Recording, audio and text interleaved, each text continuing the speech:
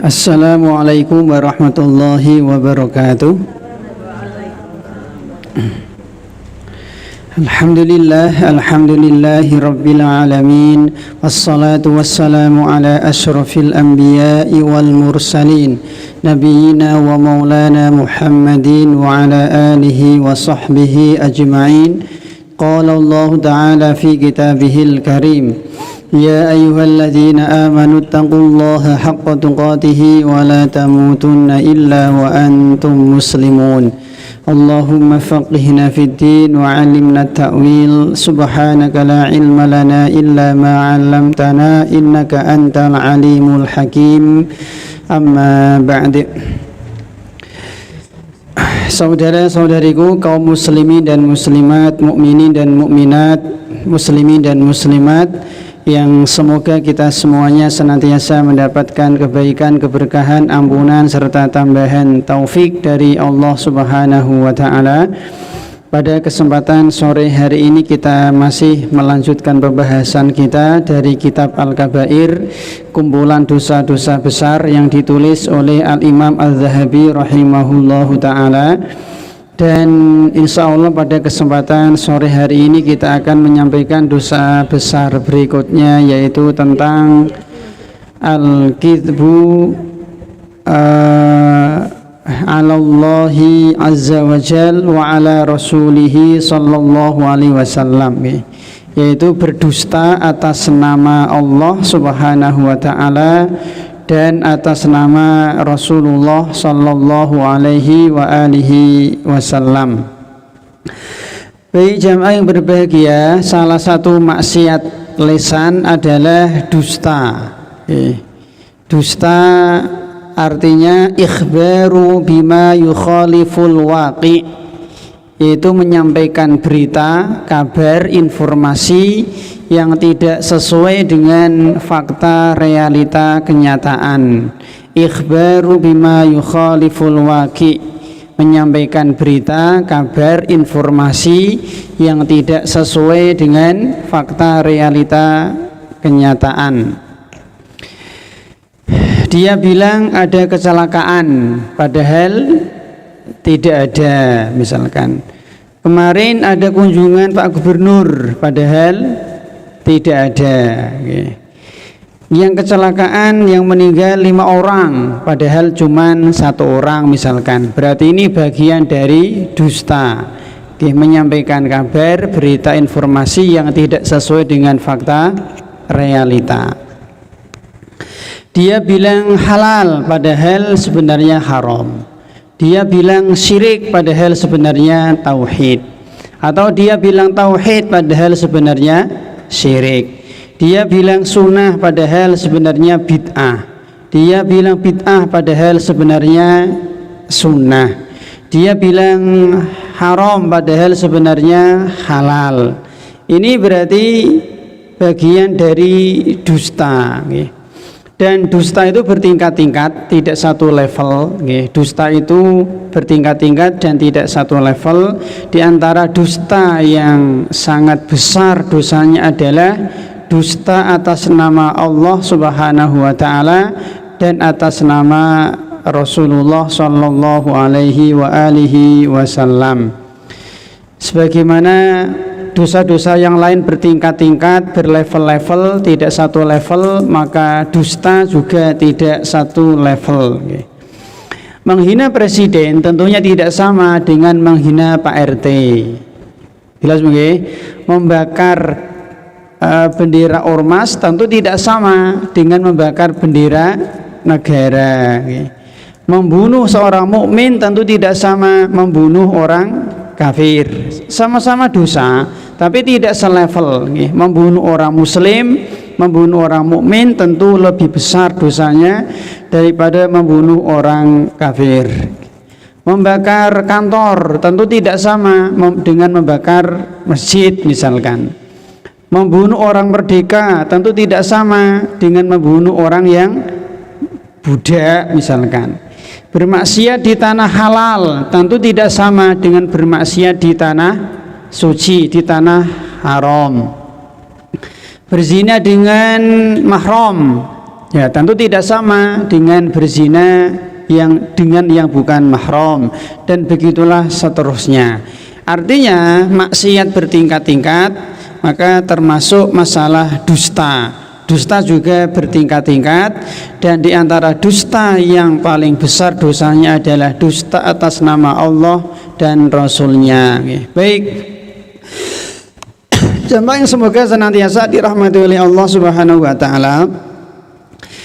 Dusta atas nama Allah dan Rasulnya jelas hukumnya haram. Hukumnya haram, termasuk dosa besar berdasarkan dalil dari Al-Quran, hadis atau ijma' dari para ulama. Allah Subhanahu wa Ta'ala berfirman di surat Az-Zumar ayat 60, Allah mengancam bagi orang-orang yang dia berdusta atas nama Allah dengan dihitamkan wajahnya.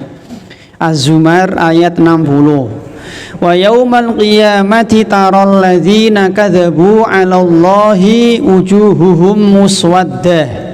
Pada hari kiamat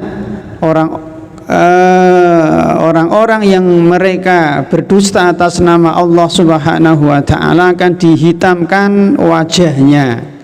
Jadi ada wajah yang berseri-seri, wajah yang putih bersih, wajah yang tersenyum, wajah yang penuh dengan kebahagiaan. Di satu sisi ada manusia-manusia yang wajahnya dihitamkan oleh Allah Subhanahu wa Ta'ala. Orang-orang yang mereka berdusta atas nama Allah, maka wajahnya akan dihitamkan oleh Allah Subhanahu wa Ta'ala. Kemudian Nabi kita Muhammad sallallahu alaihi wasallam mengancam bagi orang-orang yang berdusta atas nama beliau dengan ancaman masuk ke dalam neraka jahanam. Kata Nabi sallallahu alaihi wasallam, "Man kadzaba alayya muta'ammidan." Barang siapa yang dia berdusta atas namaku muta'ammidan, dalam kondisi sengaja, falyatabawwa maq'adahu minan nar, maka hendaklah dia menyiapkan tempat duduknya, kaplingnya di neraka jahanam. Hadis riwayat Al-Bukhari dan Muslim. Ini ancaman yang serius dari Nabi sallallahu alaihi wasallam. Kenapa dusta atas nama Allah dan Rasulnya ini termasuk dosa yang sangat besar? Karena dampak buruknya sangat luas. Dampak buruknya sangat luas, efek negatifnya sangat luas, bahkan sampai ke akhirat. Kenapa? Karena yang berkepentingan dengan Allah, yang berkepentingan dengan Rasulullah, bukan hanya manusia satu RT, satu negara, satu bangsa, tapi seluruh kaum muslimin di dunia. Tak ulang yang punya kepentingan dengan Allah, yang punya kepentingan dengan Rasul, itu seluruh kaum muslimin seluruh dunia. Kalau seorang presiden berdusta, mungkin yang merugi hanya satu negara. Kalau yang berdusta mungkin cuma Pak Gubernur, yang merugi mungkin satu provinsi. Kalau yang berdusta Pak RT, mungkin yang merugi cuman yang kena dampak buruknya mungkin satu RT. Tapi kalau dia berdusta atas nama Allah dan Rasulnya, maka ini bisa memberikan dampak buruk bagi seluruh kaum muslimin di seluruh dunia yang jumlahnya mungkin sekian miliar. Maka berdusta atas nama Allah dan Rasulnya ini merupakan dosa yang sangat besar, bahkan pelakunya bisa murtad alias kafir. Baik, jamaah yang semoga senantiasa dirahmati oleh Allah Subhanahu wa Ta'ala, kita akan menyampaikan di sini bentuk-bentuk berdusta atas nama Allah dan Rasulnya. Di antara bentuk-bentuk berdusta atas nama Allah dan Rasulnya nggih. Yang pertama adalah misalkan gini nggih, yaitu istighlal. Istighlal itu menghalalkan apa yang diharamkan Allah atau mengharamkan apa yang diharamkan oleh Allah Subhanahu wa taala. Allah bilang halal, dia bilang haram. Allah bilang haram, dia bilang halal. Ini bagian dari berdusta atas nama Allah Subhanahu wa taala dan Rasulnya. Sebagai seorang muslim, kita wajib menghalalkan semua yang dihalalkan oleh Allah dan Rasulnya. Yang kedua, kita wajib mengharamkan semua perkara yang diharamkan oleh Allah dan Rasulnya. Yang ketiga, kita wajib mencintai segala hal yang dicintai oleh Allah dan Rasulnya. Yang keempat, kita wajib membenci semua perkara yang dibenci oleh Allah dan Rasulnya. Ini ada orang yang dia berani dan dia lancang menghalalkan sesuatu yang diharamkan oleh Allah. Allah bilang halal, dia bilang haram. Allah bilang haram, dia bilang halal. Allah bilang wajib, dia bilang sunnah.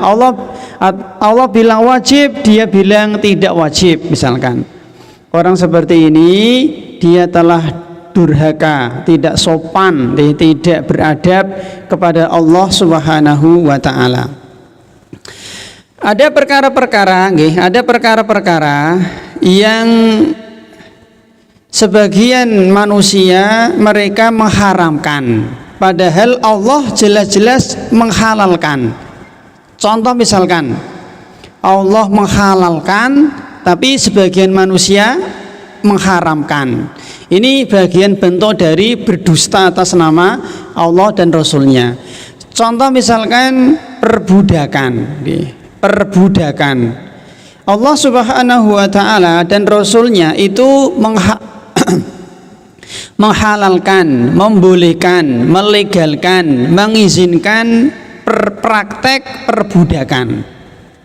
Tetapi ada manusia yang mereka mengkritik syariat ini. Seperti misalkan PBB. PBB kan menghapus semua jenis perbudakan. Amerika tidak suka dengan syariat ini. Eropa, dunia internasional ya mengecam. Orang-orang kafir mereka nggak suka dengan syariat perbudakan. Padahal Allah Subhanahu wa taala jelas-jelas terang-terangan menghalalkan perbudakan. Dan Allah tidak peduli. Mau satu dunia menolak syariat ini, Allah nggak peduli. Karena seluruh jagat raya ini milik Allah Subhanahu wa taala. Meskipun Amerika, Eropa, Jepang, orang-orang kafir tidak suka dengan syariat perbudakan, Allah tidak peduli.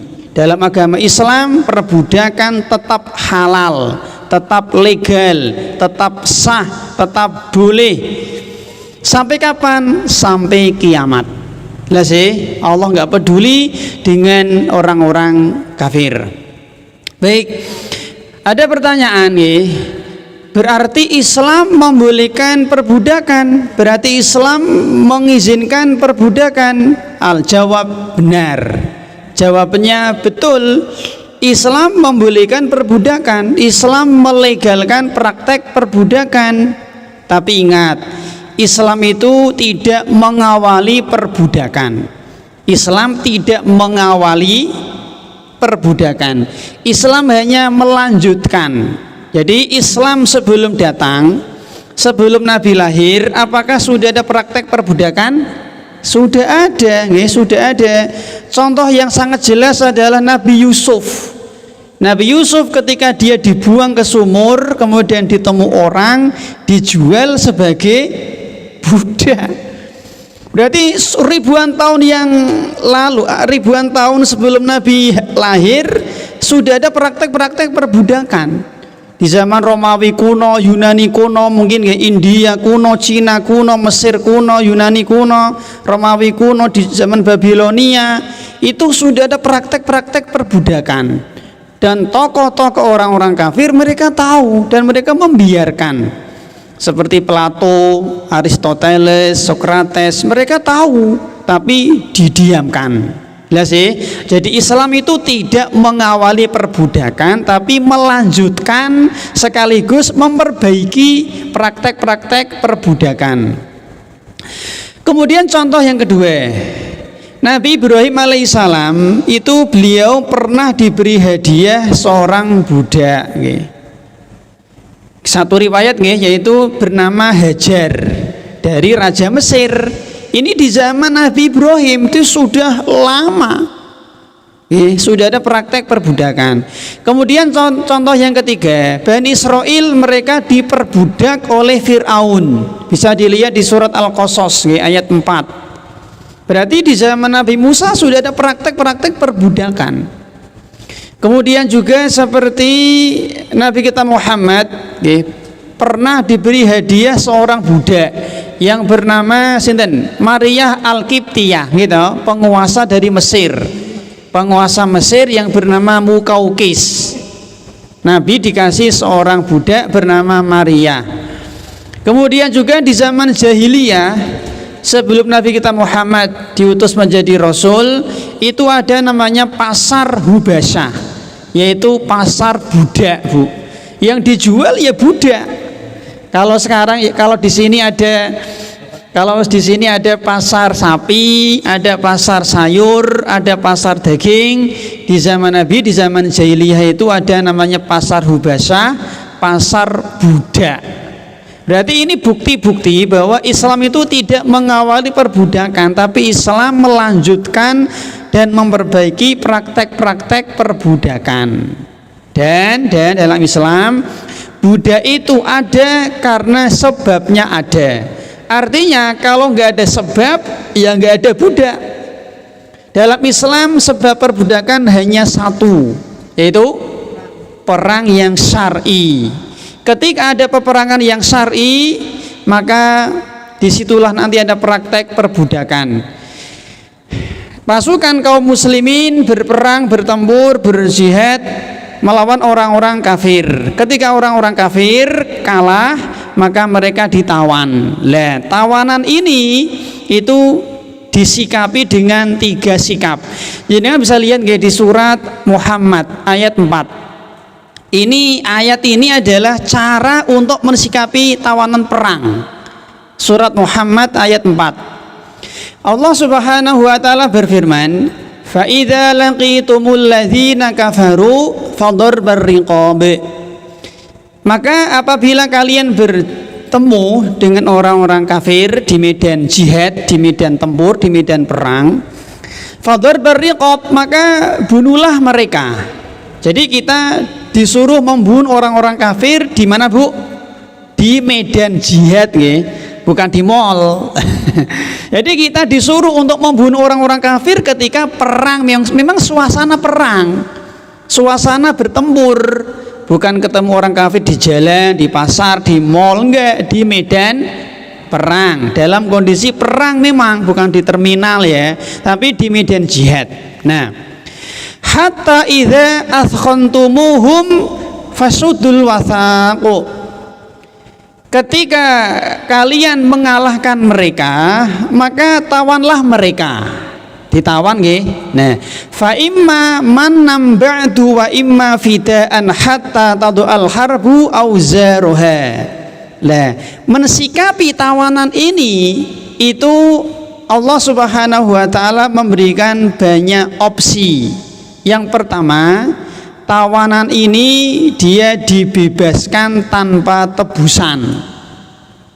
Jadi tawanan perang gitu, kaum kafir, orang-orang kafir kalah perang, ditawan dia. Nah, opsi pertama dibebaskan tanpa syarat alias gratisan, tanpa tebusan. Dan ini pernah dilakukan Nabi ketika perang Badar. Perang Badar, Nabi niku menawan Sumamah bin diantaranya adalah Abul As. Abul As ini siapa, Bu? Abul As ini adalah suaminya Zainab. berarti menantunya Nabi. Jadi ketika perang Badar itu kan Abul As ini masih kafir dia ini menantu Nabi niki, ikut perang Badar dia, tapi dia di barisan orang-orang kafir lah, dia tertawan. Berarti nggak jelas ya. Jadi dia menantunya Nabi, tapi akhirnya Nabi melepaskan secara gratis, dilepas tanpa tebusan. Namanya Abul As, ini suaminya Zainab binti Rasulillah. Jelas ya? Ini contoh. Yang kedua, dibebaskan tapi dengan tebusan, alias tidak gratis. Mungkin bisa dengan tukeran tawanan bisa, atau mungkin dengan cara membayar. Kamu tak lepaskan, tak bebaskan dengan syarat bayar 1 miliar misalkan, ya boleh. Boleh bayar. Atau dulu juga ada ini, ketika kalau nggak salah juga sama ketika perang Badar ada sebagian orang-orang kafir yang mereka ditawan kemudian dibebaskan dengan syarat mengajari ilmu kepada kaum muslimin, mengajari membaca Quran, mengajari membaca tulis. Jadi banyak para sahabat itu yang tidak bisa baca tulis. Lah ada tawanan perang orang-orang kafir yang pintar baca tulis. Lah suruh mengajari. Nek wis iso, nah nanti dia dilepaskan, dibebaskan. Kemudian yang ketiga Bu, dibunuh. Dibunuh juga boleh. Ini tergantung kebijakan dari panglima perang. Ada yang dibunuh contoh Tadi contoh yang dibebaskan dengan mengajar, kalau nggak salah seperti Abbas bin Abdul Muthalib kalau nggak salah Yang ketiga dibunuh ketika perang Badar. Tawanan yang dibunuh seperti Umayyah bin Khalaf, Nadhr bin Haris, Uqbah bin Abi Mu'aid. Ini mereka dibunuh akhirnya. Nah, yang keempat adalah tidak dibebaskan, tidak dibunuh, tapi dijadikan budak. Dibiarkan hidup, tapi dijadikan budak. Ini 4 opsi ketika ada tawanan orang-orang kafir. Ingat Bu, syaratnya adalah orang-orang kafir ya. Kalau perang itu antara sesama muslim, ini nggak berlaku ya. Misalnya ngeten, Indonesia perang melawan Malaysia, ini nggak berlaku karena Indonesia muslim, Malaysia muslim, maka nggak berlaku, harus dengan orang-orang kafir. Misalkan Indonesia perang melawan mana Mas? Brunei, nah ini nggak berlaku karena Brunei muslim, Indonesia muslim. Tapi kalau Indonesia perang melawan Amerika, nah Amerika kok kalah, dan nanti orang-orang Amerika ini dijadikan budak Bu. Dan makanya budak juga bertingkat-tingkat. Budak yang mahal ya budak Romawi, gede, dhuwur, putih, ganteng, ayu, itu larang regane. Tapi kalau budak-budak yang berkulit hitam ya biasanya rada murah. Jadi inti yang kita kaji di sini itu adalah Allah Subhanahu wa taala mengizinkan, melegalkan perbudakan. Maka kita wajib menerima syariat ini. Karena tadi ada orang-orang yang mereka benci dengan syariat perbudakan. Dan ini mungkin juga dilakukan seperti di zaman Belanda ada namanya Romusa ya, gitu. Kan mirip kerja rodi Romusa, nggak dikasih gaji, bayaran mungkin. Ya, ini mungkin dipraktikkan mereka barangkali. Baik, ini contoh yang pertama Allah menghalalkan dalam pembantu, bukan budak, jauh Bu. Budak itu dia seperti sapi Bu.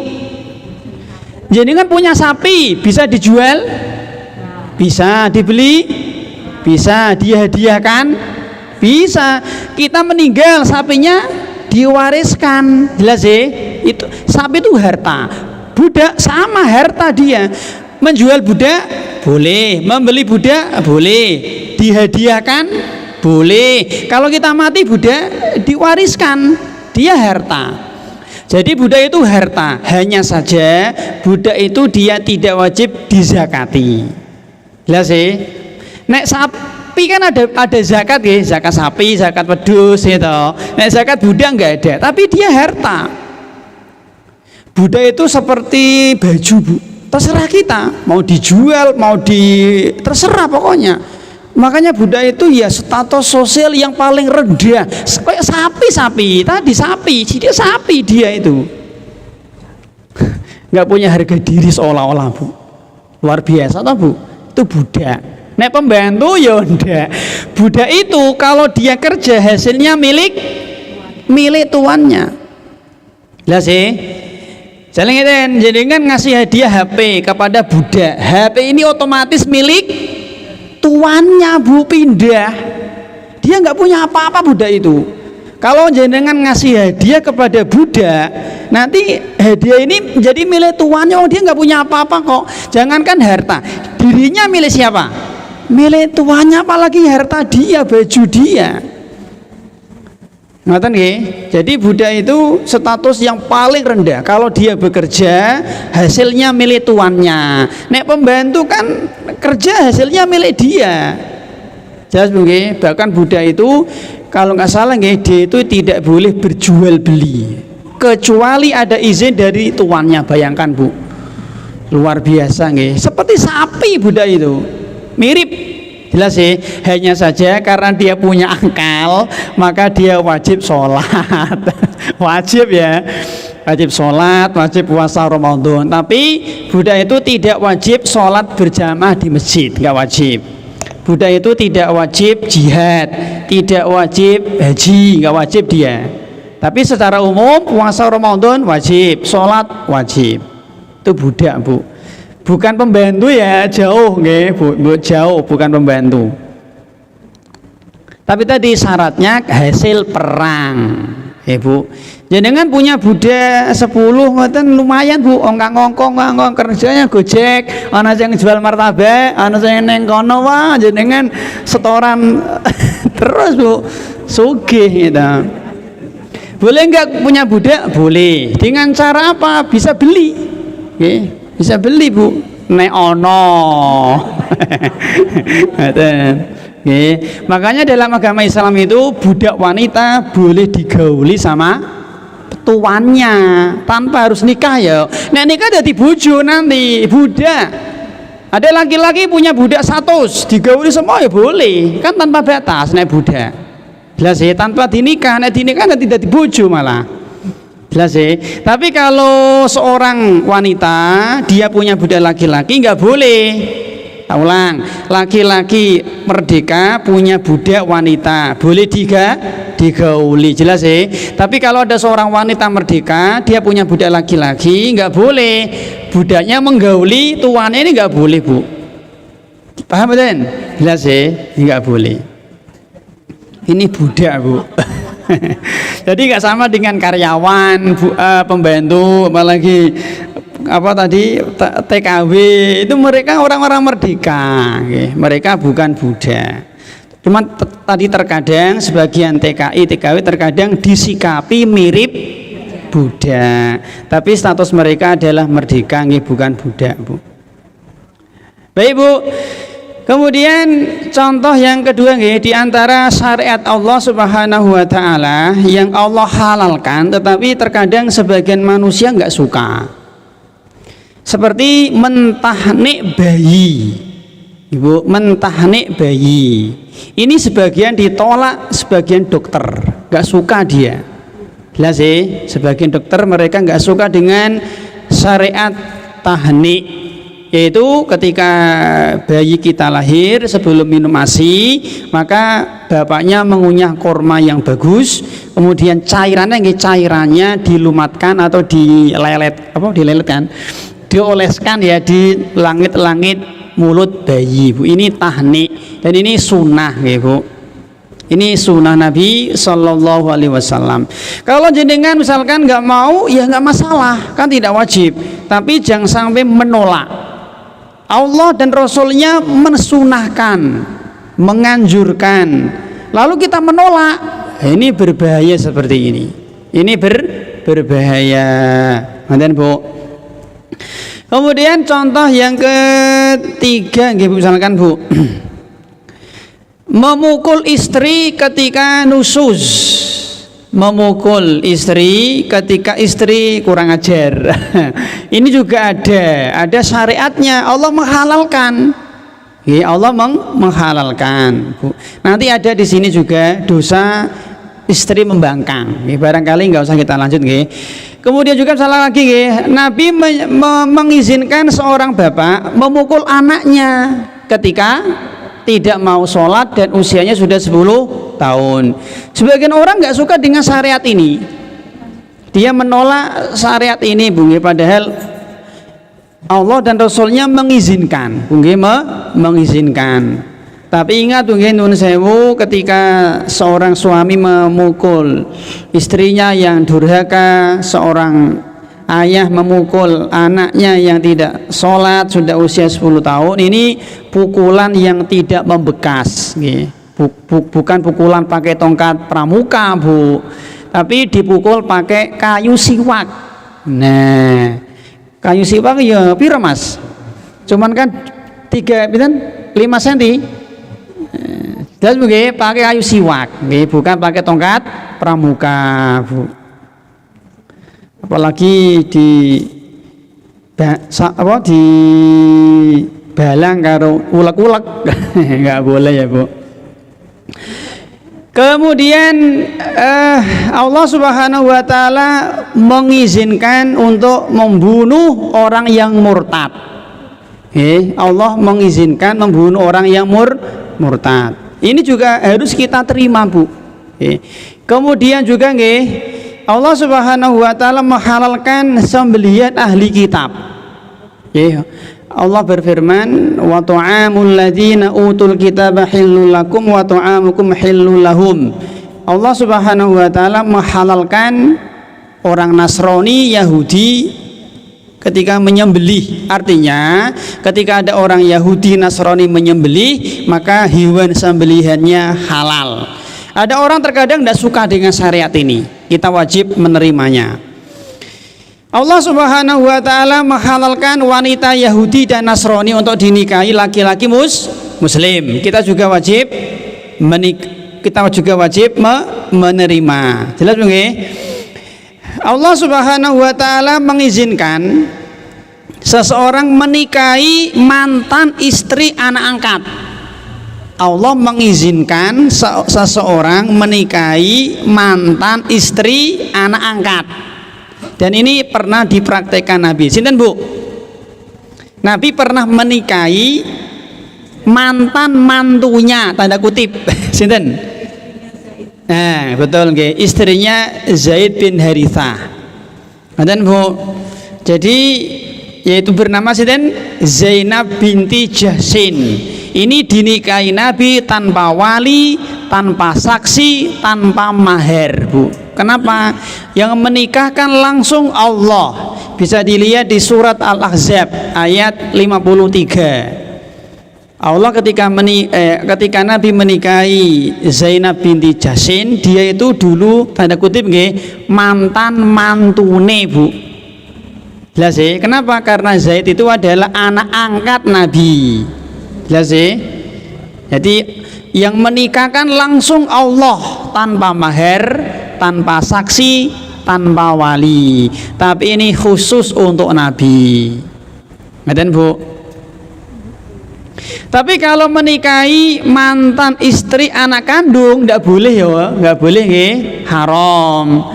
Dalam agama Islam itu tidak ada istilah mantan mertua, Bu. Nek mantan istri ada, mantan suami ada, mantan mertua tidak ada. Meskipun sudah cerai, mertua tetap mertua sampai kiamat. Jelas, jadi nggak ada istilah mantan mertua, Bu. Nek mantan istri malah ono, mantan suami malah ada, tapi nek mantan mertua itu tidak ada, karena mertua kita itu mahram abadi sampai kiamat.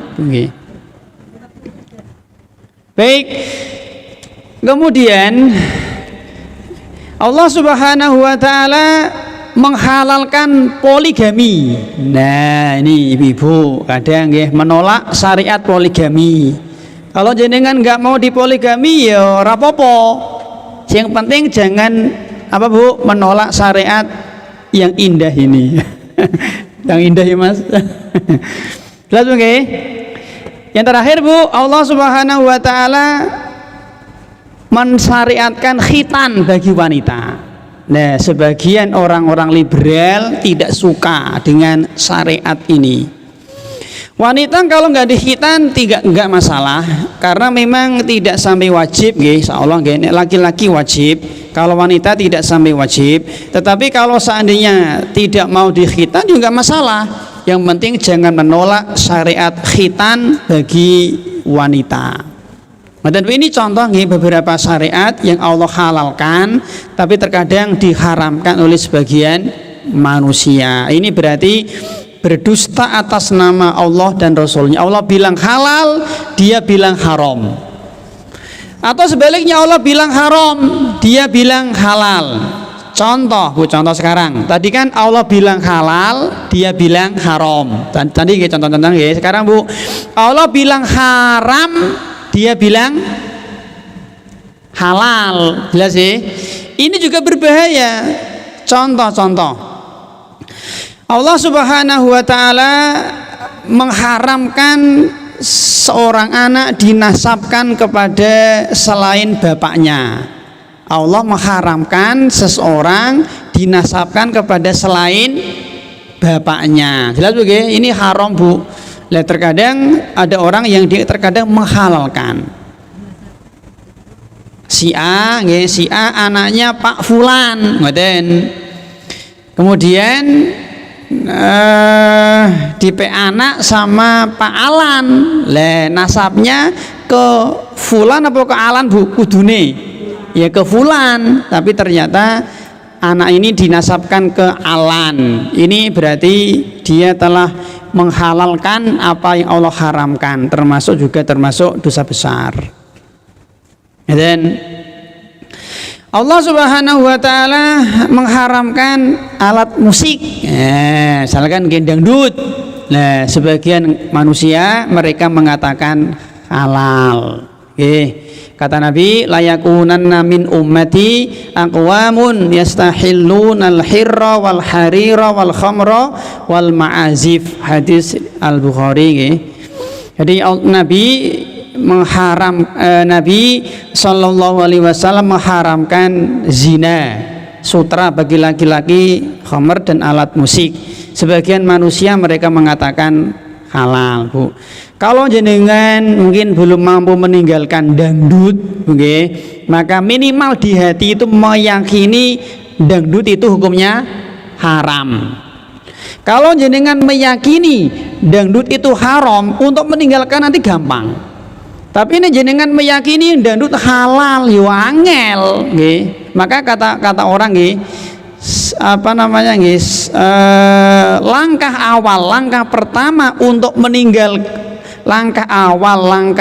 pertama untuk mudah meninggalkan rokok adalah yakini rokok itu haram, yakini rokok itu buruk. Kalau dia meyakini rokok itu halal, rokok itu nggak apa-apa, rokok itu bagus, yuk angel meninggalkannya Bu. Lah sih, langkah awal pertama adalah yakini rokok itu buruk, rokok itu haram. Nah, nanti gampang insya Allah. Sama, nek jenengan mungkin barangkali masih suka dangdut, mungkin lah langkah awal untuk meninggalkannya adalah yakini dangdut itu buruk, dangdut itu haram. Nanti insya Allah ke depan akan mudah untuk ditinggalkan. Jelas oke? Kemudian berikutnya Bu, Allah mengatakan haram, tapi sebagian manusia mengatakan halal. Misalkan membuat patung makhluk bernyawa. Ini juga ada sebagian manusia mereka mengatakan halal. Allah dan Rasulnya mengatakan haram, tapi mereka mengatakan halal. Kemudian lagi misalkan Bu, wanita safar tanpa mahram. Oke. Allah dan Rasulnya mengharamkan seorang wanita safar tanpa mahram, dan ini banyak dilanggar mungkin jutaan kaum wanita muslimah. Memang mungkin sulit ya, apalagi dia wanita karir mungkin kesana kemari, ke luar negeri, luar kota, luar pulau, dengan dalih ini kan perjalanan dinas ini itu kan sulit memang. Ini banyak yang dilanggar. Nuwun sewu, kalau jenengan belum mampu untuk meninggalkan, nah tadi sama, minimal di hati meyakini perbuatan haram. Nah jenengan meyakini nggak apa-apa, boleh ya, sulit untuk meninggalkannya. Ngoten Bu, jelas ya. Nabi melarang wanita safar tanpa mahram. Ingat Bu, jarak safar ya, bukan sekedar pergi. Jenengan dari sini pergi ke mana Bu? Ke sini dhewe ora apa-apa. Wong rumahe Banyumanik. Nah, dari sini jenengan ke Pedurungan sendiri ora apa-apa. Yang dilarang itu adalah perjalanan jarak safar. Ya kurang lebih 80 kilo lah. Sini Jogja, ngoten Bu. Sini Pekalongan, Bu nggih. Sini mana? Rembang. Nah, ini enggak boleh. Nah jenengan pernah melakukan ya bertaubat, bertaubat kepada Allah Subhanahu wa taala, dan ini berlaku semua wanita. Artinya mau dia cantik, kurang cantik, mau gembrot, mau langsing, mau muda, mau tua sama. Aku kurang menarik Pak, wis rada tua, wis satu lagi apa? Satu lagi. Nah, satu lagi setengah tua lemu ginu-ginu ketone ya kurang menarik enggak. Nabi tidak mengecualikan. Jelas nggih? Nabi tidak mengecualikan. Ngaten Bu, sama Bu. Sering tak sampaikan Bu, ada seorang Bu jamaah. Ini kisah nyata nggih. Ada seorang jamaah, dia itu tanya pakai kertas tapi dia itu umroh. Ternyata berzina sama pembimbingnya. Dan itu 2 kali Bu. Iki nyata nih, jelas ya. Bayangkan umroh lu, dia itu malah zina di tanah suci dengan pembimbingnya, dan itu 2 kali. Bayangkan Bu, aku juga kaget toh. Umroh niku Bu, ternyata zina sama mutawifnya. Emangnya Pak Yai orang menungso, menungso Pak Yai Bu. Ustadz Mas, podo, tak kira malaikat. Dan memang berbahaya Bu, sangat bahaya nih Bu. Berikutnya Bu, Allah Subhanahu wa taala dan Rasulnya melarang, mengharamkan membuat bangunan di atas kuburan. Nah, sebagian manusia mereka membolehkan, menghalalkan, melegalkan, minimal didiamkan. Kuburan dibikin mewah, megah, bagus, ono satire, ono apa Bu? Kuncupe di plester, di keramik, di ini, di semen, di ini, di itu. Nah, ini ngaten iki dilarang. Diharamkan oleh Nabi dan Allah Subhanahu wa taala. Allah dan Rasulnya mengharamkan bid'ah. Nah, sebagian orang atas nama bid'ah hasanah mereka melegalkan bid'ah. Ini contoh, oke. Dan yang lain. Ini contoh. Ini yang pertama, ini yang pertama. Di antara bentuk berdusta atas nama Allah dan Rasulnya. Maka kesimpulannya Bu, yang layak, yang pantas, yang boleh, yang berat menghalalkan, mengharamkan, ini halal, ini halal, ini haram, ini haram, hanya Allah dan Rasulnya. Profesor, Doktor, MUI, Kiai, Gus, Ustadz tidak berhak. Jelas Bu nggih? Yang boleh mengatakan ini halal, ini haram, itu hanya Allah dan Rasulnya. Dan kita sebagai muslim wajib tadi ketika Allah mengatakan halal, kita bilang halal. Allah bilang haram, kita wajib mengatakan haram. Meskipun mungkin aneh, tidak logis, tidak masuk akal, tapi kita samina wa ta'na. Ini Ibu. Ya mungkin pernah kita sampaikan Bu, seperti keledai jinak. Allah mengharamkan mengkonsumsi keledai jinak, padahal keledai jinak itu kan tidak beracun, tidak jijik, tidak bertaring, tidak punya kuku tajam, tidak buas. Kok haram? Ya sudah, sami'na wa ta'na Bu. Dan Allah Subhanahu wa taala melarang laki-laki pakai perhiasan emas, wanita dibolehkan. Kenapa sih? Ya nggak tahu saya. Dan Bu, dan tidak usah tanya Bu, tidak usah tanya, karena seluruh syariat Allah pasti baik, pasti benar, pasti manfaat, pasti maslahat. Tidak mungkin Allah salah, tidak mungkin Allah keliru. Tidak mungkin Nabi keliru Bu. Nek Nabi keliru berarti Allah keliru. Mungkin nggak Tuhan keliru? Ya nggak mungkin. Nggak mungkin. Dan nggak usah dites, nggak usah dicek, nggak usah dieksperimen, nggak usah. Kata Nabi, orang kafir itu disiksa di kuburnya. Ayo kita membuat eksperimen. Nah, ada pendeta mati, lalu eksperimen, dikasih mic. Nah, kasih mic dipendem. Ono suaranya teriak-teriak, oh berarti iyo. Atau nanti setelah 5 hari kita bongkar. Bagaimana sih kondisi pendeta itu? Ternyata masih utuh, misalnya ternyata nggak ada darah, nggak ada palu malaikat. Ini kurang ajar namanya, Bung. Ini mempermainkan syariat. Sudah, tidak usah dicek, tidak usah tanya, nggak usah. Sudah, ketika Allah bilang halal, kita wajib mengatakan halal. Dan Bu, nah termasuk sebagian manusia kadang tadi mengharamkan apa yang Allah halalkan. Allah Subhanahu wa taala menghalalkan makan bruto. Lah ada orang yang terkadang melarang makan bruto. Ada Bu. Allah mengatakan, Allah dan Rasulnya menghalalkan bruto toh, makan bruto. Ada enggak orang yang melarang kita makan bruto? Tahu bruto enggak Mas? Oh, no, oke, tak ganti. Allah Subhanahu wa taala membolehkan seseorang mantub di bulan Suro. Ada nggak yang melarang? Nah, ini berarti kurang ajar. Ini berarti dia tidak sopan kepada Allah. Allah membolehkan mantub punya hajat di bulan Suro loh, tapi dia malah melarang. Dan ini tidak perkara kecil, ini perkara besar. Allah Subhanahu wa taala mengizinkan seseorang pergi di dino geblak, misalnya gitu.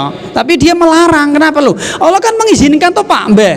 Kok jenengan melarang ini enggak? Ini seperti ini tidak sopan Bu kepada Allah Subhanahu wa taala. Allah Subhanahu wa taala mengizinkan seseorang pergi ke Parangtritis pakai baju hijau.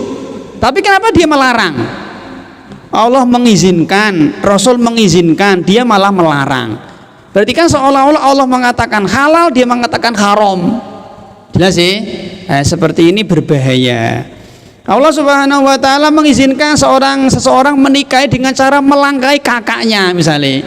Dia anak keempat, dia melangkahi kakak ketiga, kakak kedua. Boleh nggak Bu?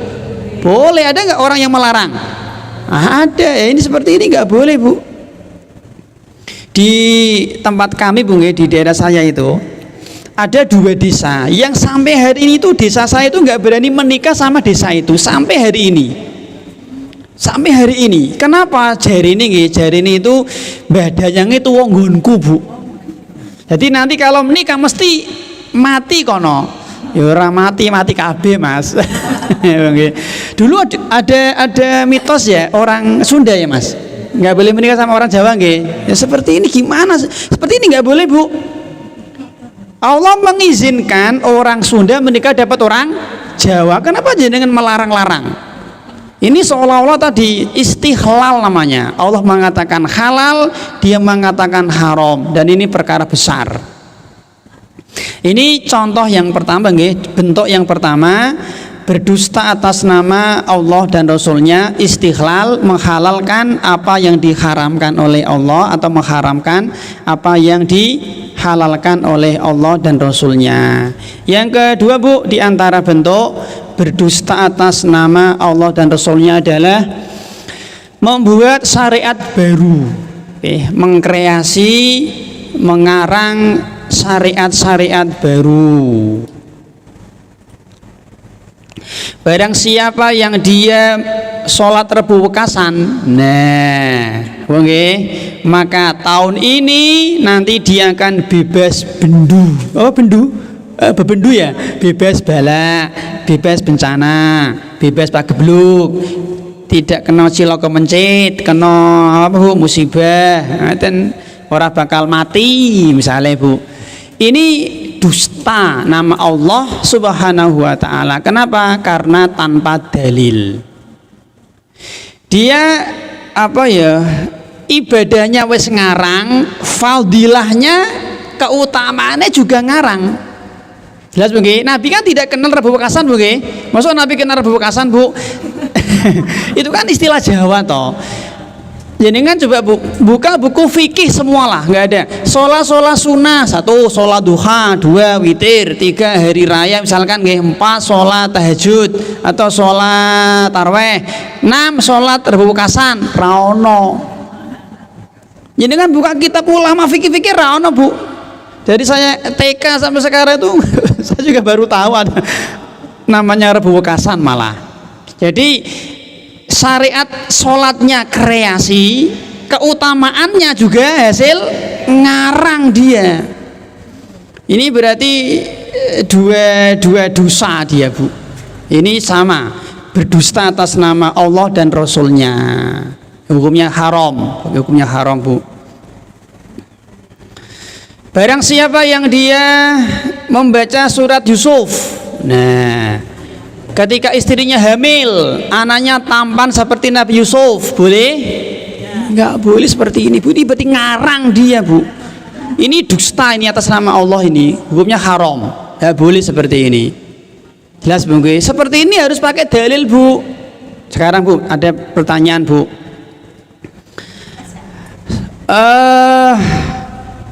Fadilah puasa Asyura apa Bu? Menghapus dosa setahun. Tahu dari mana jenengan? Dalil. Ya ini boleh karena ada dalil. Fadilah puasa Arafah menghapus dosa 2 tahun. Tahu dari mana? Dalil.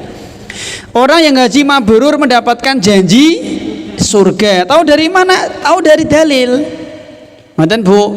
Jadi untuk mengatakan fadilahnya ini harus dengan dalil. Enggak boleh ngarang. Barang siapa yang gini ini nanti dapat ini, itu harus dengan dalil.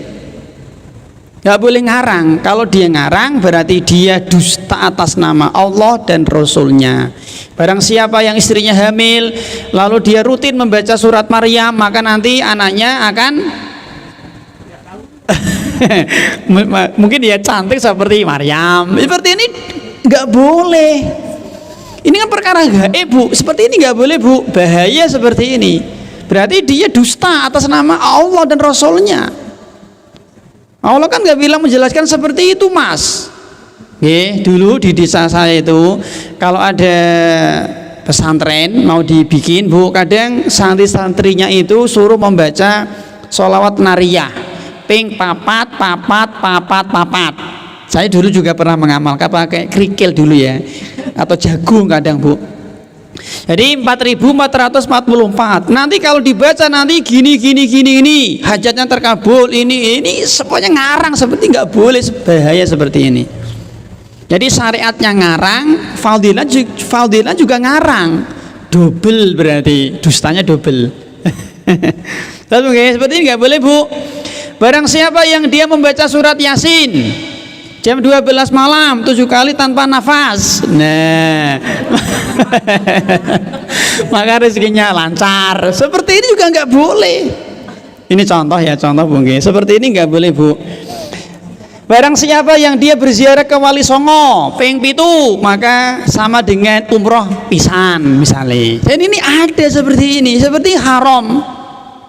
Bu, berarti dia dusta atas nama Allah dan Rasulnya. Ini contoh, berarti dia telah membuat syariat baru menyaingi Allah Subhanahu wa Ta'ala. Bu, beragama itu kan prinsipnya adalah apa Bu? Prinsip beragama adalah ittiba, mencontoh, meniru, menjiplak, mencontek, mengikuti. Gampang sebenarnya. Nabi dan para sahabat mereka itu sudah Dijamin 4, surga, ampunan, ridho, rahmat Allah. Lah kita kalau jenengan ingin mendapatkan 4 ini, mendapatkan surga Allah, rahmat Allah, ridho Allah, ampunan Allah, ya mengikuti mereka, Nabi dan para sahabat. Bukan kreasi, Bu. Kreasi sama ngikut gampang mana, Bu? Gampang ngikut, tinggal ngikut loh. Lah sih, lah yang diikuti siapa Pak? 2, Nabi dan para sahabat. Bukan 1 tok ya, Nabi dan para sahabat. Karena kita kan punya 2 sunnah, sunnah Nabi dan sunnah sahabat. Jelas Bu? Mboten Bu? Kita tidak disuruh mengikuti sunnahnya Imam Syafi'i, enggak. Kita enggak disuruh mengikuti sunnahnya Imam Malik, enggak. Kita enggak disuruh mengikuti sunnahnya Syekh Albani, enggak. Ikuti sunnah Nabi dan para sahabat. Pasti selamat, pasti Bu. Dan jadi tinggal mengikuti. Terus Pak, yang diikuti apanya? 2. Mungkin dulu kita pernah bahas ya. Jadi kita mengikuti Nabi dan para sahabat. Yang diikuti apanya? 2. Apa bisa ingat Bu? Yang pertama, kita kan suruh mengikuti Nabi dan para sahabat, nggih. Yang diikuti apa? 2. Yang pertama ikuti ikuti agama mereka. Jelas ya? Maknanya apa? Ya maknanya ideologi kita, akidah kita, keyakinan kita sama dengan mereka. Itu maknanya. Makna mengikuti agama Nabi dan para sahabat. Bukan sekedar KTP. Nabi kan Islam, aku Islami KTP ku. Enggak seperti itu. Maknanya mengikuti agama mereka itu adalah keyakinan kita, akidah kita, ideologi kita itu harus sama mengikuti dengan akidah Nabi dan para sahabat. Contoh. Apakah Nabi dan para sahabat mereka meyakini Allah di mana-mana? Nah, ya jangan diyakini. Apakah Nabi dan para sahabat meyakini Allah di atas arsy? Nah, kita yakini. Apakah Nabi dan para sahabat meyakini Allah punya wajah? Iya, kita yakini Bu. Persis mirip. Jangan ditambah, jangan dikurang, persis pokoknya. Apakah Nabi dan para sahabat meyakini Allah punya tangan? Iya, ya kita yakini. Dan apakah Nabi dan para sahabat meyakini setiap malam Jumat wong mati balik ngomah? Nah, misalnya. Nah, ora misalnya. Apakah Nabi dan para sahabat meyakini ada kuburan keramat, kuburan berkah? Jangan diyakini. Ini contoh. Jadi makna mengikuti agama mereka itu adalah akidah kita, keyakinan kita, ideologi kita itu samakan dengan mereka. Jelas sih? Yang kedua, mengikuti cara beragama mereka.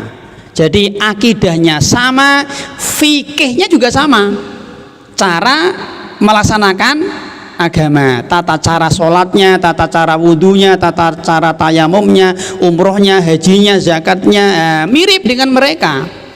Apakah Nabi dan para sahabat ketika mau puasa membaca nawa itu? Nah, kita nggak usah, kan enak toh Bu?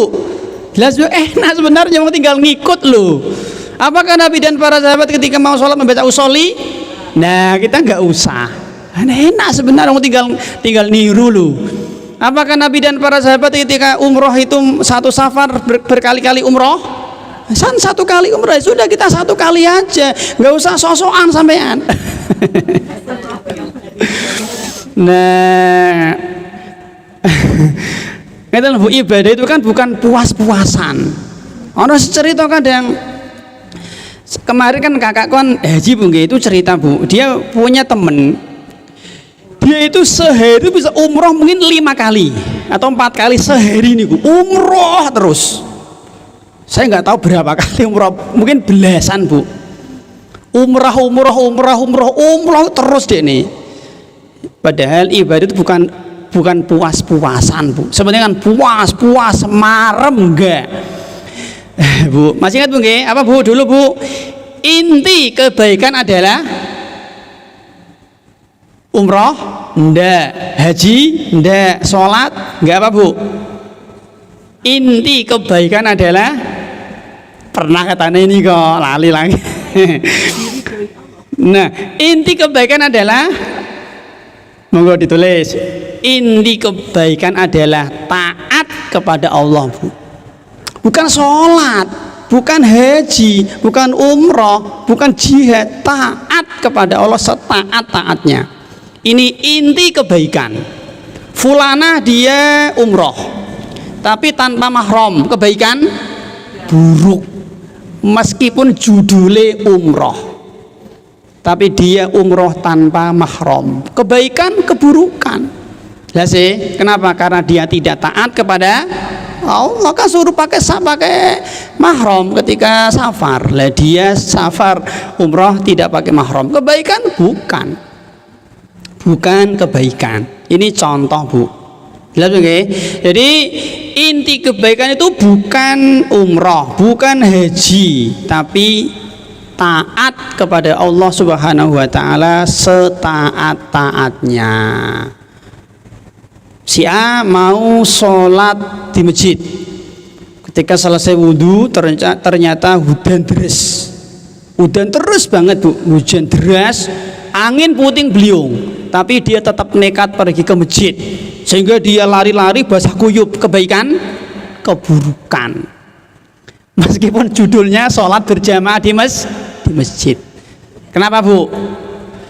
Karena Allah nggak suka seperti itu. Allah nggak suka diibadah dengan cara ngos-ngosan, basah kuyup, berdarah-darah, enggak. Nek manusia iya, jenengan bos, banjir bandang, udan angin, jenengan punya karyawan tetap mangkat, wah jos kamu. Nah itu kita, karyawan top itu kita. Allah nggak seperti itu. Jelas, Bu? Jadi, Bu, ingat, Bu, inti kebaikan adalah taat kepada Allah setaat-taatnya, bukan sholat. Bukan sholat. Ada seorang pegawai di kantor. Mungkin dia kerja di kantor kecamatan. Dia tugasnya misalkan, Bu, membuat KTP warga, ngurus KK, ngoten misalkan, nggih. Nah, jam 9 pagi hari Senin, rame-ramenya warga membuat KTP sama kakak. Dia malah sholat duha, kebaikan keburukan.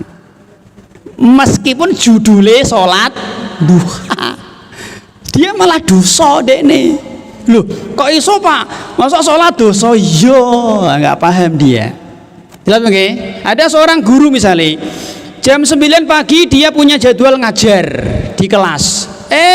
Malah ngaji di masjid, sholat duha, malah itikaf, kebaikan keburukan. Meskipun judulnya itikaf, meskipun judulnya baca Quran. Jelas, oke? Jadi, Bu, kenapa? Karena inti kebaikan itu bukan sholat, bukan dzikir, bukan wirid, tapi tadi taat kepada Allah setaat-taatnya. Dan, Bu, jadi di antara bentuk dusta atas nama Allah adalah membuat syariat, ngarang syariat-syariat baru. Barang siapa yang dia ini nanti dapat ini, ya ini berarti nyaingi Allah, Bu. Jelas ya? Kemudian yang ketiga, di antara bentuk berdusta atas nama Allah dan Rasulnya adalah menyandarkan sesuatu kepada Nabi padahal bukan dari Nabi. Menyandarkan sesuatu kepada Nabi padahal bukan dari Nabi Sallallahu Alaihi Wasallam. Contohnya misalkan mengatakan ini rambut Nabi loh, misalnya nggih, ini rambut Nabi, ini pedang Nabi, ini pengobatan ala Nabi misalnya. Ini juga nggak boleh, Bu, kalau nggak ada dalil ya. Ini tibu nabawi, ini juru sehat Nabi, ini Quran sunnah misalnya nggih. Misalnya seperti ini nggak boleh kalau nggak ada dalilnya. Jadi menyandarkan ini milik Nabi, ini dari Nabi itu harus pakai dalil. Betul, Bu? Oke. Seperti ini harus pakai dalil. Sekarang ngeten Sewu, kita bedakan, Ibu, ngeten, boleh nggak sih kita memberi merek dengan atau tanda ya dengan syariat? Jawabannya boleh kalau dalam rangka untuk tamyiz, membedakan. Tapi kalau dalam rangka untuk melariskan dagangan dia, misalkan kepentingan pribadi dia dan tidak sesuai dengan fakta, ya tidak boleh. Saya contoh ngeten, misalnya contoh, Bu, ini hukum Islam. Nah, ini boleh dalam rangka untuk tamyiz. Jadi untuk membedakan antara hukum kolonial dengan hukum Islam. Jadi ada tambahan hukum Islam. Ini bank syariah, ini nggak apa-apa. Ada tambahan syariah. Ini ekonomi Islam misalkan, ini politik Islam misalkan, ini boleh nggak apa-apa. Ini daging halal misalkan, ini hijab syar'i misalkan, dalam rangka untuk tamyiz, membedakan. Tapi kalau dalam rangka untuk kepentingan pribadi, saya contoh nggih, ben laris nah, mungkin dia pengembang, maka dibikin perumahan sunnah. Lah ngaten iki lebih baik dihindari. Ini celana sunnah, ini sandal sunnah misalnya. Apalagi ini korma Nabi, misalnya ini pedang Nabi, ini sorban Nabi. Seperti ini ya, kalau nggak pakai dalil jangan gitu. Apalagi maksiat dikasih embel-embel Islam, pacaran Islami misalnya, musik Islami, seperti ini kan berbahaya Bu. Ini bisa masuk berdusta atas nama Nabi. Jelas nggih? Kemudian yang kedua Bu, menyebarkan atau dia mengamalkan hadis palsu nggih. Tadi menyandarkan sesuatu kepada Nabi padahal bukan Nabi. Di antaranya adalah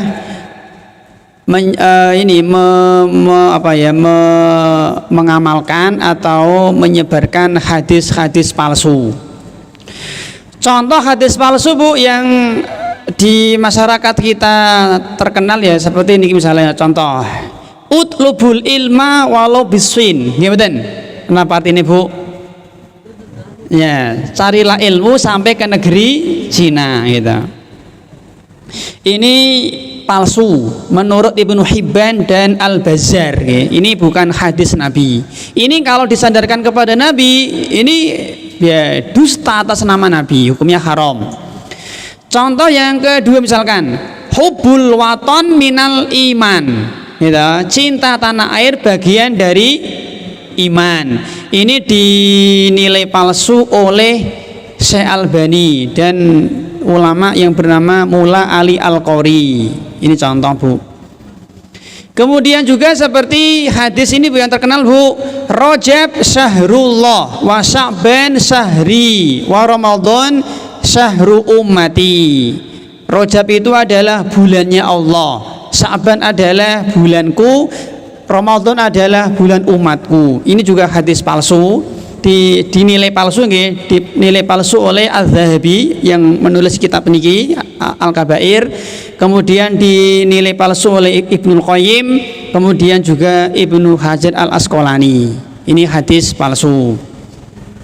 Kemudian juga Bu hadis yang terkenal nggih, ana madinatul ilmi. Terus Bu, wa aliyun babuha. Aku adalah kotanya ilmu dan Ali adalah pintunya. Ini juga dinilai palsu oleh Az-Zahabi yang menulis kitab Al-Kabair. Kemudian juga seperti hadis palsu nggih, naumus shaim ibadatun wa shamtuhu tasbihun. Turune wong poso itu ibadah. Nah, sehingga dia turu terus. Hadisnya palsu Bu, jelas ya. Dan diemnya termasuk tasbih. Ini dinilai palsu oleh Syekh Albani. Kemudian juga seperti yang lain, awwalu ma khalaqallahu al-aqla. Allah menciptakan makhluk pertama kali adalah akal. Ini juga hadis palsu, dinilai palsu oleh Az-Zahabi yang menulis kitab ini dan Syekh Albani.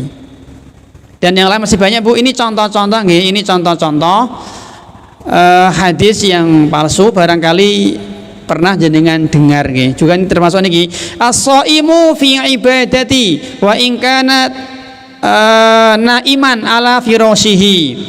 Orang yang sedang berpuasa itu dia dinilai beribadah terus meskipun dia sedang tidur di atas kasur. Ini juga sama. Ini dinilai palsu oleh Az-Zahabi yang menulis kitab Al-Kabair. Ini contoh-contoh hadis yang ternyata palsu. Oke, maka seperti ini Bu, tidak boleh kita sandarkan kepada Nabi, tidak boleh kita amalkan dan tidak boleh kita sebarkan. Jelas ya, nek punya hadis seperti ini ya kita kita hapus, tidak usah disebarkan. Kemudian yang berikutnya Bu, di antara bentuk berdusta atas nama Allah dan Rasulnya adalah berbicara perkara gaib tanpa dalil. Berbicara perkara gaib tanpa dalil. Ada kaidah Bu, berbicara perkara gaib itu harus pakai dalil. Kenapa Bu? Karena perkara gaib tidak tampak toh, tidak kelihatan nggih. Kalau perkara-perkara yang tampak ya nggak perlu dalil, tidak perlu dalil. Makanya sering kita sampaikan, kalau jenengan ingin bahagia di dunia nggak butuh agama sebenarnya. Kenapa kelihatan? Apakah orang-orang Jepang bahagia Bu di dunia? Ya bahagia, mereka tertawa, gembira, senang. Gitu. Orang-orang Amerika, orang-orang Eropa, orang-orang kafir mereka bisa bahagia di dunia. Kenapa? Karena kelihatan. Lah jenengan kalau ingin bahagia di alam barzah, di alam mahsyar, di alam akhirat harus pakai agama. Kenapa Bu? Karena ndak kelihatan. Coba jenengan ingin bahagia di alam barzah, terus caranya piye? Nah, satu-satunya cara kalau ingin bahagia di 3 alam gaib ini, alam barzah, mahsyar dan alam akhirat, ikuti manusia yang tahu perkara gaib. Sinten? Ya Nabi. Mustahil, enggak mungkin, mustahil orang ingin bahagia tanpa agama. Bahagia di akhirat ya, kan perkara gaib toh. Tak ulang. Tidak mungkin seseorang bisa bahagia di alam barzah, alam kubur, alam mahsyar, alam akhirat tanpa bimbingan wahyu. Mustahil Bu. Kenapa? Karena kita tidak tahu kondisi akhirat. Nur sewu, siapa yang pernah ke akhirat angkat tangan? Rano. Yang pernah piknik ke alam kubur? Oh ndak. Nek kuburan bola-balik Bu nggih. Alam kubur, alam gaib toh. Yang pernah jalan-jalan ke alam mahsyar? Oh rano, sama Bu. Jelas ya, satu-satunya cara jalan ingin bahagia di alam barzah, alam akhirat, alam mahsyar, ikuti manusia yang tahu kondisi alam itu, yaitu Nabi. Jelas ya, maka wajib dibimbing dengan wahyu. Nek sekedar pingin bahagia ning donya, ora usah pakai agama iso. Ya tadi orang-orang ateis, orang-orang kafir mereka bahagia di dunia tapi karena kelihatan. Jelas nggih? Ya, maka bicara perkara gaib itu harus pakai dalil. Karena enggak kelihatan. Nanti, Pak sikile wedhus piro? Enggak usah pakai dalil wong ketok kok. Jelas nggih? Itu kelihatan. Tapi perkara-perkara gaib harus pakai dalil. Kita belum pernah lihat jin, Bu. Tapi kita tahu jin diciptakan dari mana? Dalil. Kita belum pernah lihat surga neraka, tapi kita tahu pintu surga ada. Kok tahu dari mana? Dalil. Lah ngoten Bu. Pintu neraka 7, tahu dari dalil. Nah, dan kita belum pernah lihat malaikat, tapi kita tahu nama-namanya. Oh, nama malaikat Jibril, malaikat Mikail, malaikat Israfil, malaikat Malik, tahu dari mana? Dalil. Kan perkara-perkara gaib. Nanti Bu, kita belum pernah melihat malaikat Jibril, tapi kita tahu berapa jumlah sayapnya, pinten? 600, tahu dari dalil.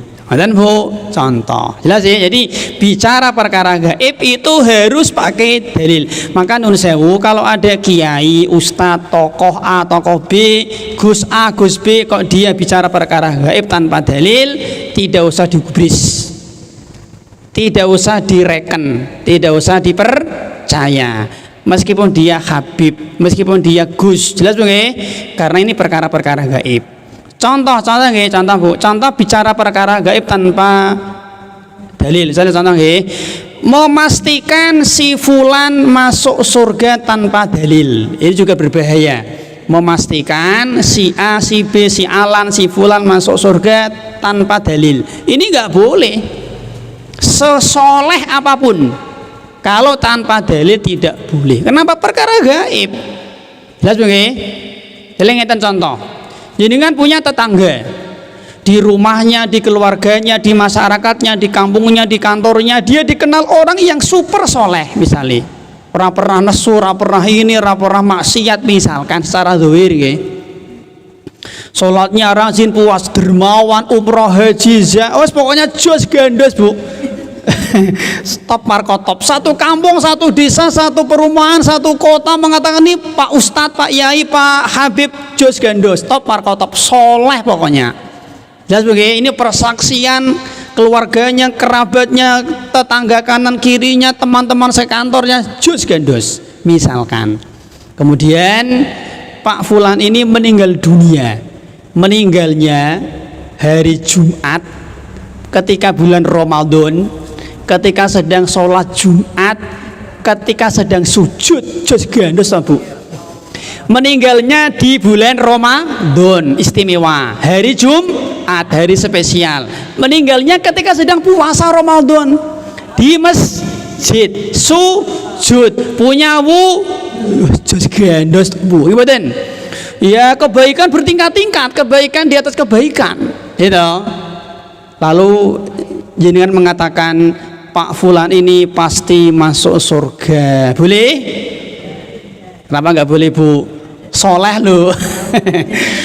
Matinya ketika sujud di masjid dari Jumat pas poso, punya wudhu jos gandos.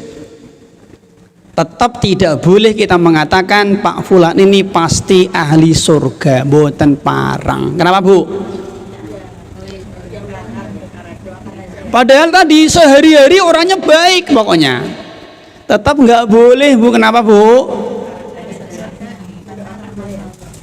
Karena, Bu, amal ada dua, amal lahir dan amal batin. Yang hari-hari kita lihat kan amal lahir, dari sholat, puasa, dzikir, wirid, kaji, umroh kan zahir. Hati kita nggak tahu, mungkin dia nggak ikhlas, ya sangat mungkin. Hatinya mungkin riya, sangat mungkin. Hatinya mungkin ada ujub, ada sombong, ada hasad, ada iri, ada dengki, kita nggak tahu. Jelas begini. Maka karena kita tidak tahu isi hati seseorang, kita tidak boleh memvonis dia masuk surga, nggak boleh. Nah, gini boleh. Orang-orang baik seperti dia semoga masuk surga, boleh. Semoga ini harapan. Mudah-mudahan masuk surga. Ya, semoga ringan di akhirat, nggak apa-apa. Tapi ini pasti nggak boleh. Ini dusta atas nama Allah, Bu.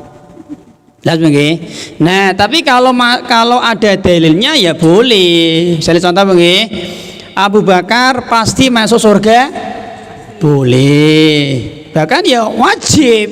Ada dalil. Umar, Utsman, Ali, Tolha, Bilal, Aisyah, Fatimah, Khadijah pasti masuk surga. Boleh? Ya bukan boleh, malah wajib.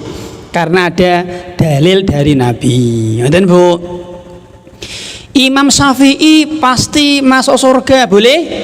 Tidak boleh. Tidak boleh, Bu. Itu sesoleh Imam Syafi'i lu. Apalagi cuman Gus Fulan hari ini. Itu, Bu, nggih. Gus Fulan, Kiai Fulan, Habib Fulan, Bu. Hari ini dibandingkan sama Imam Syafi'i orang bandingane, Bu. Apalagi Pak Yai tadi punya HP Android, nggih. Bu, pokoknya kalau ada orang yang dia punya HP Android, HP-nya Android, yang kedua punya kuotane, isine maksiat. Nggih mboten? Mau HP-nya Ustadz, mau HP-nya Kiai podo. Memangnya beda, Bu, nek HP-nya Ustadz ana maksiate ono podo. Maka para ustadz, para kiai jangan merasa nggak punya dosa. Jangan merasa nggak punya dosa. Kita ini banyak dosa, Bu. Maksiat mata nih dulu, terutama maksiat pandangan. Nah, kecuali jenengan HP ini HP jadul atau HP ini HP Android yang randuwe wifi, randuwe kuota. Nah, itu. Selama HP jenengan ono kuotane, Bu, siap-siap bermaksiat setiap hari. Nggak usah ngaku-ngaku nggak punya dosa jenengan. Terus nggih, ngoten, Bu. Syekh Abdul Qadir Jailani pasti masuk surga, boleh nggak, Bu? Nggak boleh, tidak boleh. Gus Fulan masuk surga, Kiai nggak boleh, harus pakai dalil. Enten Bu. Sekarang Bu, kaum muslimin pasti masuk surga boleh? Tak ulang. Nek mengatakan Pak Fulan ini nggak boleh nggih sekarang. Kaum muslimin umat Islam pasti masuk surga boleh? Boleh. Kan umum toh, jelas ya. Umat Islam pasti masuk surga boleh. Tapi kalau sudah nunjuk si A si B nggak boleh. Si A si B, person A person B nggak boleh. Pak Fulan, Pak Kiai ini nggak boleh. Tapi kalau umum boleh. Kaum muslimin pasti masuk surga ini boleh. Atau gini, orang yang mati dalam kondisi Islam pasti masuk surga boleh? Boleh, nggak apa-apa. Karena umum. Yang kedua Bu, memastikan si seseorang pasti masuk neraka tanpa dalil. Ini juga sama, nggak boleh. Memastikan seseorang pasti masuk neraka tanpa dalil juga tidak boleh. Sejahat apapun nggak boleh. Sebrengsek apapun, sebandit apapun, selama dia masih hidup tidak boleh kita vonis masuk neraka. Contoh-contoh, Paus Fransiskus pasti masuk neraka, boleh? Kenapa nggak boleh Bu? Masih hidup. Mungkin nggak besok dia masuk Islam? Ya mungkin. Kan terserah Allah hidayah itu Bu. Jelas sih. Kalau dia masih hidup tidak boleh dipastikan masuk neraka. Meskipun hari ini dia pakai salib, dia kafir nggak boleh. Jelas sih. Karena masih hidup. Ahok pasti di neraka, boleh? Nggak boleh. Contoh nggak boleh Bu. Kenapa Bu? Masih hidup. Pastor Fulan, pendeta Fulan pasti di neraka, nggak boleh. Gini boleh. Orang kafir pasti di neraka, boleh? Boleh. Boleh. Orang musyrik pasti di neraka?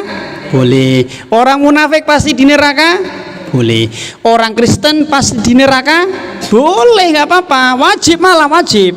Orang Hindu pasti di neraka? Boleh. Orang Buddha pasti di neraka, boleh. Umum, umum ya. Tapi kalau sudah mengatakan Pak Pendeta Fulan, nah ini nggak boleh. Pak Biksu A nggak boleh. Identitas soalnya sudah. Paus tadi nggak boleh. Tapi kalau orang Hindu, Buddha, Kristen, Konghucu, Sinto, Kejawen pasti di neraka, boleh. Umum. Tidak nyebut merek Bu. Jelas Bu ya? Ngeten. Nah, kalau ada dalil boleh. Contoh orang-orang yang pasti neraka, Abu Lahab pasti di neraka, Fir'aun, Haman, Qarun, Namrud, Abu Jahal, Ubay bin Khalaf, Umayyah bin Khalaf. Ini boleh kita pastikan masuk neraka. Bapaknya Nabi Ibrahim, Abu Thalib, ini boleh, ada dalil. Tapi kalau nggak ada dalil, sejahat apapun nggak boleh. Saya contoh ngeten, jenengan punya tetangga preman, dia preman, bandit, bajingan tengik misalnya, pokoknya dia brengsek Bu. Satu kampung, satu perumahan mengatakan ini pokoknya preman kurang ajar lah, jahat misalnya begini. Lah suatu hari Bu, orang ini preman ini setiap hari mabuk misalnya, setiap hari sak gentrong. Misalnya begini, ya mabuk, ya judi, ya ngerampok, ya begal, ya pungli, ya semacam-macam lah, maksiat kabeh dilakoni. Lah suatu hari lagi mabuk Bu, dia ini naik motor, ngebut, nabrak tukulan asem. Nah, itu nabrak tukulan asem sing umure 100 tahun. Akhirnya dia mati, sirai pecah, sikile protol. Jelas begini, mati dalam kondisi sirai pecah Bu. Lalu kata jenengan ini pasti neraka. Ini boleh nggak Bu? Kenapa nggak boleh Bu? Iya, nggak boleh. Kenapa Bu? Nggak boleh Bu. Karena perkara gak nggak boleh Bu nggih. Ya mungkin di detik-detik kematian dia bertaubat. Mungkin mboten? Ya mungkin. Di detik-detik akhir kematian dia beristighfar. Mungkin, kita nggak tahu. Yang kedua, bisa jadi secara zuhir dia ini mungkin preman, judi, mabuk, khamr, zina, rampok, begal, tapi ternyata dia punya amal yang Allah ridho. Mungkin dia ternyata bakti sama orang tuanya, barangkali gitu. Barangkali dia pernah nolong wong ini, mungkin kita nggak tahu. Kita kan lihatnya kan sekilas toh. Jadi sebrengsek apapun tidak boleh kita vonis neraka tadi kecuali ada dalil. Ngeten Bu, sekarang ngeten. Kembali ke paus. Misalkan paus hari ini dia mati. Jelas ya, mati Bu. Mati dalam kondisi misalnya nggih, secara zahir ya mati Nasrani. Pakai salib nggih, dimakamkan dengan cara Nasrani. Boleh nggak Bu kita memvonis dia masuk neraka? Memastikan. Nah tadi kan masih hidup, nggak boleh nggih, masih hidup ada peluang masuk Islam. Sekarang dia sudah mati. Boleh nggak Bu? Untuk hati-hati jangan. Lebih baik diam Bu, lebih selamat. Jelas ya? Jadi mengatakan pasti neraka yuk janganlah. Untuk hati-hati jangan. Tapi kita mengatakan dia mati dalam kondisi kafir. Kan kita kan lihat zuhirnya toh, gitu. Tapi memastikan dia masuk neraka jangan. Terus Pak yuk menengahi, diem. Sesuatu yang kita tidak punya ilmunya lebih baik diam. Sudah diem saja. Tapi secara hukum dunia dia orang kafir. Ini ada orang tanya, bagaimana menurut kamu Mas status orang paus ini? Ya dia kafir. Hukum dunia. Tapi mengatakan dia pasti di neraka jangan. Tapi kita meyakini dia mati dalam kondisi kafir karena memang zahirnya dia mati dalam kondisi Kristen. Ngerti Bu? Yang ketiga Bu, memastikan seseorang itu pasti tidak diampuni oleh Allah. Ini juga berbahaya. Memastikan seseorang tidak mungkin diampuni oleh Allah Subhanahu wa taala.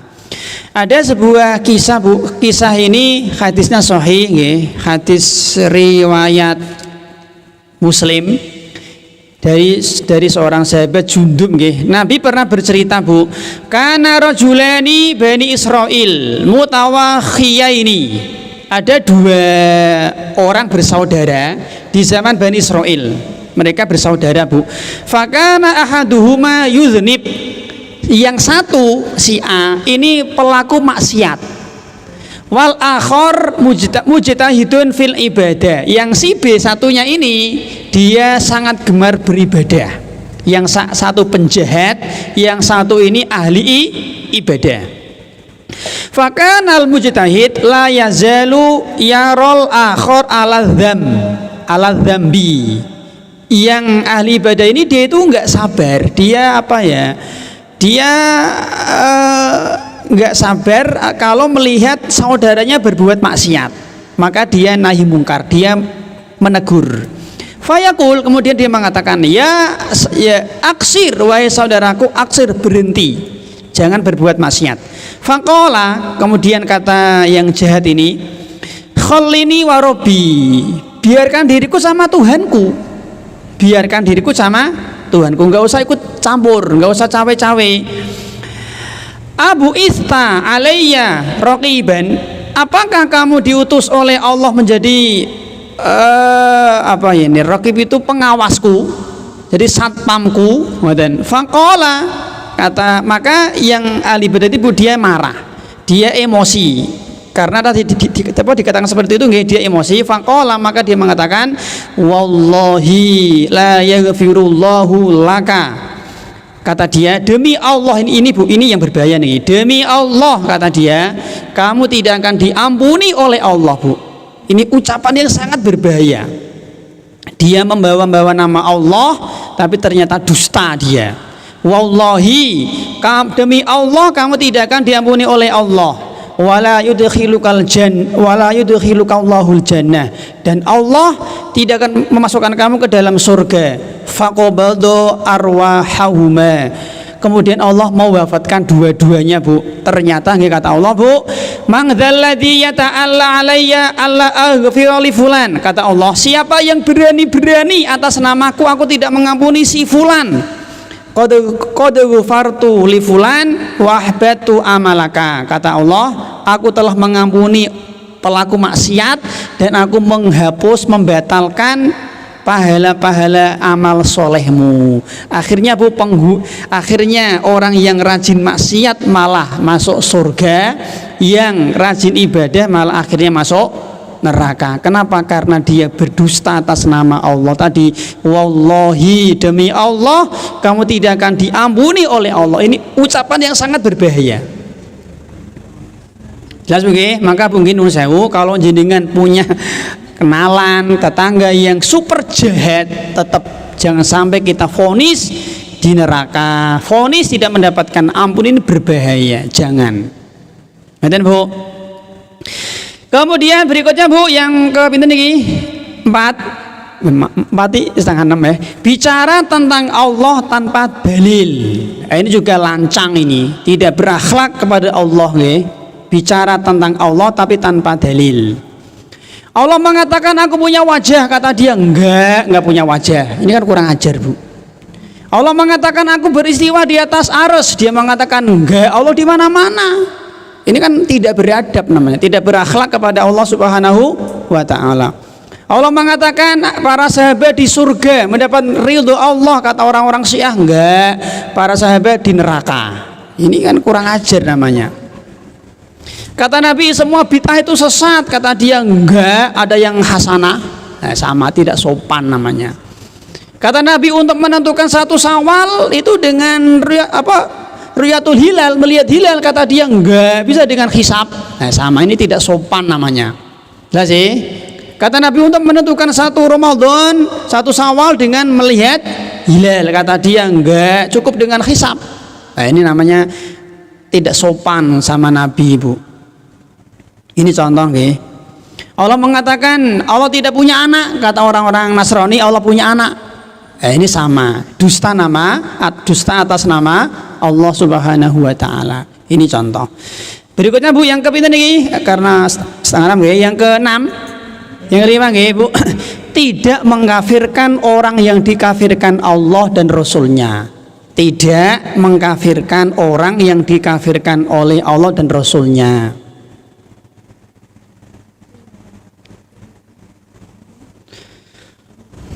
Allah mengkafirkan si A, si B, maka kita wajib mengatakan kafir. Mungkin saya contoh. Allah Subhanahu wa taala mengkafirkan orang-orang Nasrani dan Yahudi, gitu. Maka kita wajib meyakini, mengatakan orang-orang Yahudi dan Nasrani kafir, wajib. Nah, ada orang yang terkadang tidak mengkafirkan, Bu. Allah mengkafirkan Abu Lahab, ya kita kafirkan.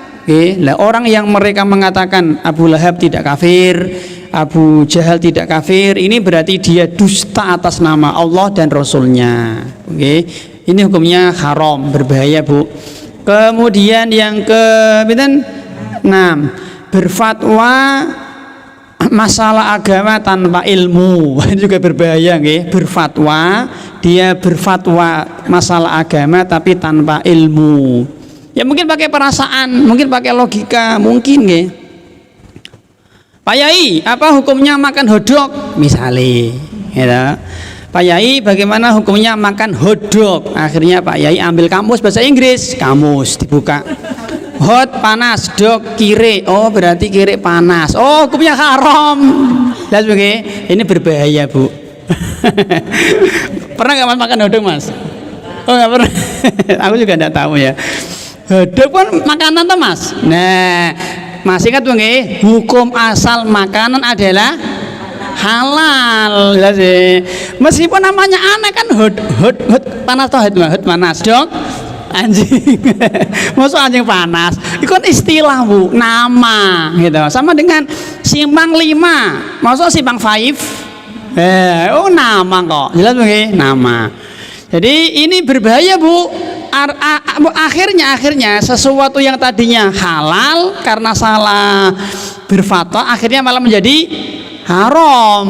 Hodok kan makanan tuh Mas, berarti kan halal toh. Lah karena tadi dia buka kamus hot panas, dog anjing panas berarti haram, ini berbahaya. Jadi oke. Nggak boleh seperti ini Bu.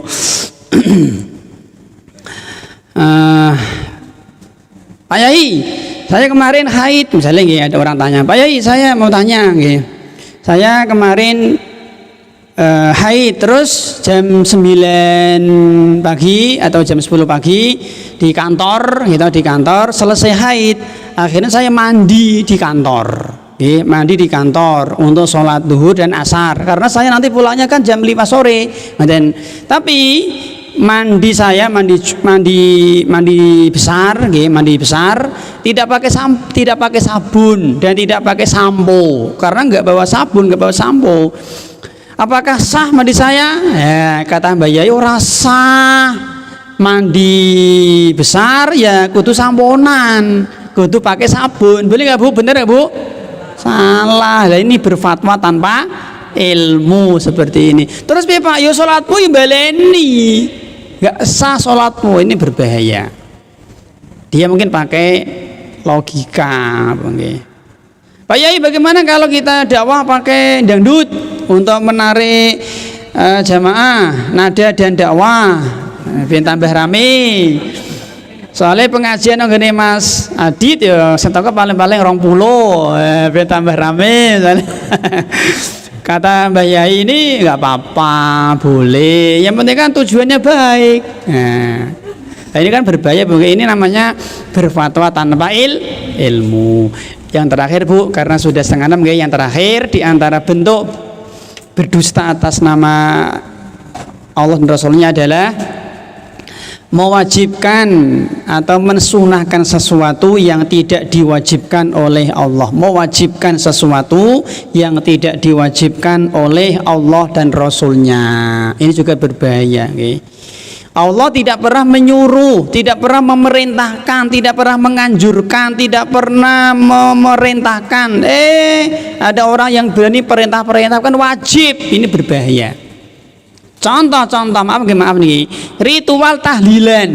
Nah, Allah dan Rasulullah tidak pernah memerintah kita untuk melakukan ritual tahlilan, Nah, sebagian orang terkadang mereka memerintahkan, bahkan mewajibkan.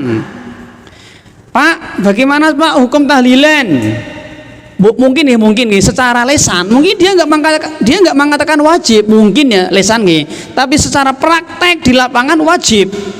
Buktinya anak mati mesti ditahlilkan, mesti niku. Dan ini kenyataan di tempat saya itu, sing mati siapapun, mau dia bayi, mau dia itu penjahat, mau dia nggak pernah sholat, pokoknya yang mati mesti tahlilan Bu, mesti niku.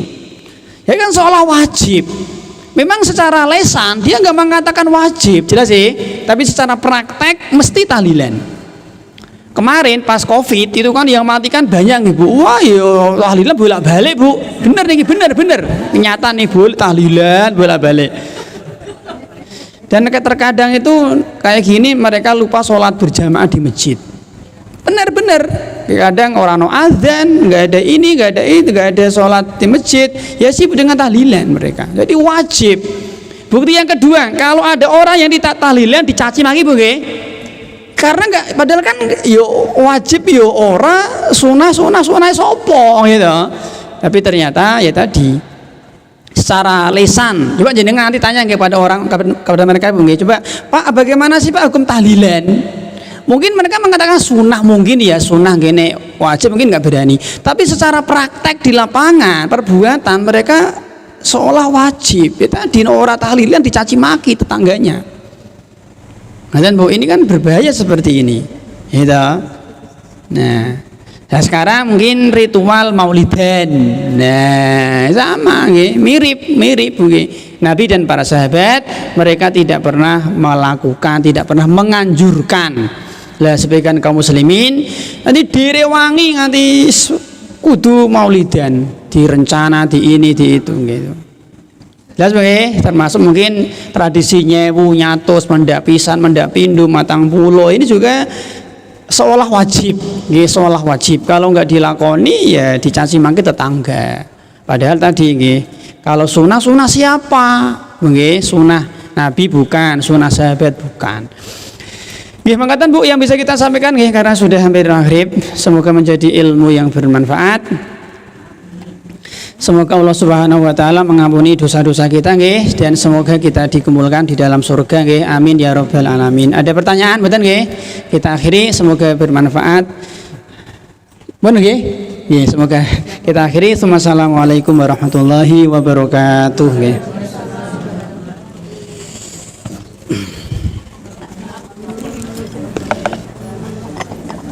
Minuman saya, Mas.